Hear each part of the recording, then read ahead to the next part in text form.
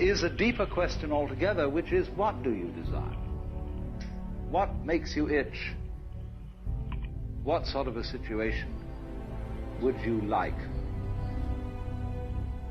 Let's suppose, I do this often in vocational guidance of students. They come to me and say, well, we're getting out of college and we haven't the faintest idea what we want to do. So I always ask the question, what would you like to do if money were no object? How would you really enjoy spending your life? Let's go through with it. What do you want to do? When we finally got down to something which the individual says he really wants to do, I will say to him, you do that. And forget the money. Because if you say that getting the money is the most important thing, you will spend your life completely wasting your time. You'll be doing things you don't like doing in order to go on living, that is, to go on doing things you don't like doing, which is stupid. Better to have a short life that is full of what you like doing than a long life spent in a miserable way.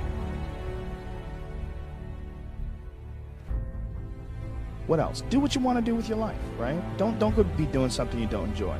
Don't do something don't get locked into, a car that you can't afford and doing something crazy because you need the money. Don't do that. Do what you want to do. Do what the fuck is it that you really want to do?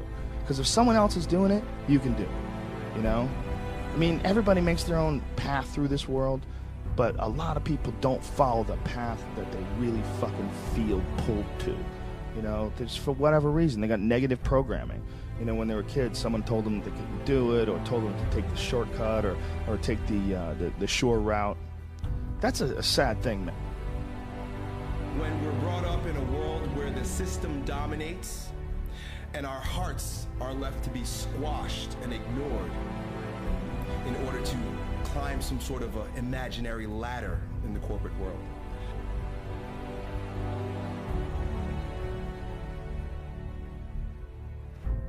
The system has told us, right? The machine, and we gotta realize the machine is imaginary. The system is imaginary. It is not who we are.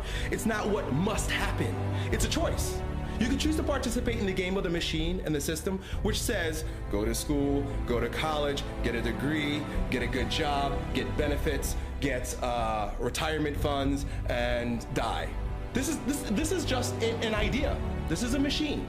This is a philosophy that someone's created that is very advantageous to the bigger machine, which is we need really good taxpayers so the government can continue expanding its empire or doing whatever crazy shit it does. You don't have to participate in that. You're free enough. There was a day when we weren't that free. There was a day when you decided to opt out of the system that they would burn you at a stake. They'd crucify you. They would do all types of weird shit because you were defiant of the system. Today, boy, we live in the greatest time ever because you don't have to participate to any great degree. Still gotta pay taxes.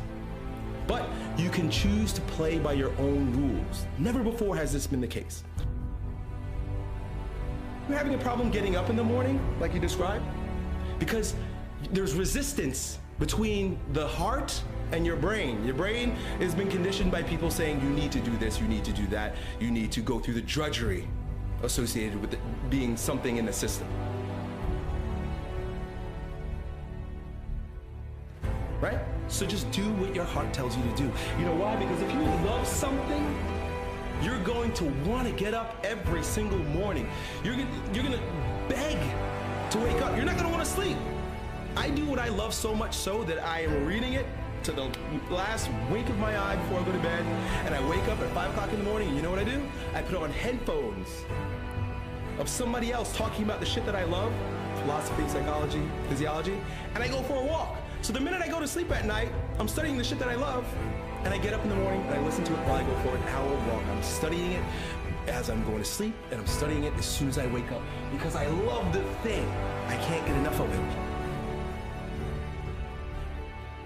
As you explore the thing in your heart, there's going to be a peace, a joy, an enthusiasm, a passion that is going to rise up out of your soul, and you will not be able to hold it back. everything in your life is going to revolve around that particular love, because you've given way to it. You've let go into the ocean of the love of your thing, right? Don't grasp it. Don't hold it. You don't need a degree about it. You don't need to manifest it tangibly in any way, shape, or form. You don't need a particular trophy that says, I am this. The trophy, which is the degree, is just a fucking piece of paper. It's an idea. It means absolutely nothing in the real world, in the realm of things. It doesn't mean anything. It means you went to school and decided to partake of the system, and you got this piece of paper that says that you probably know something about this. But you know what? Someone who loves, truly loves the study of something doesn't need to prove it, because it's oozing out of his pores, right?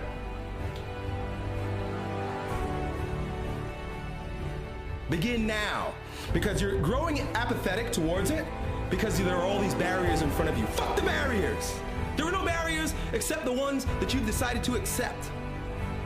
Ignore the barriers. You probably don't, but it's my right to like what I like, and being a man is going after what you like. Yeah. And if you want to fucking take the easy way out and take some job that you know you can do, instead of pursue a career in writing books or pursue a career racing horses, whatever the fuck you're compelled Stephen to. Pressfield in Going Pro had the best example. He said, you may have your degree in comparative literature, you may have a PhD in comparative literature and teach comparative literature, but guess what? You should have written a novel. So that's just a form of high-tech procrastination. You know, so you're right. I mean, it's really a question of going for what you want. And, you know, a real man can be a guy who fights in the cage, or a guy who's a nurse in a fucking hospital, you know? Yes. Whatever it is that you're doing, whatever you're supposed to do, wherever you're supposed to place your energy, giving, helping, and growing.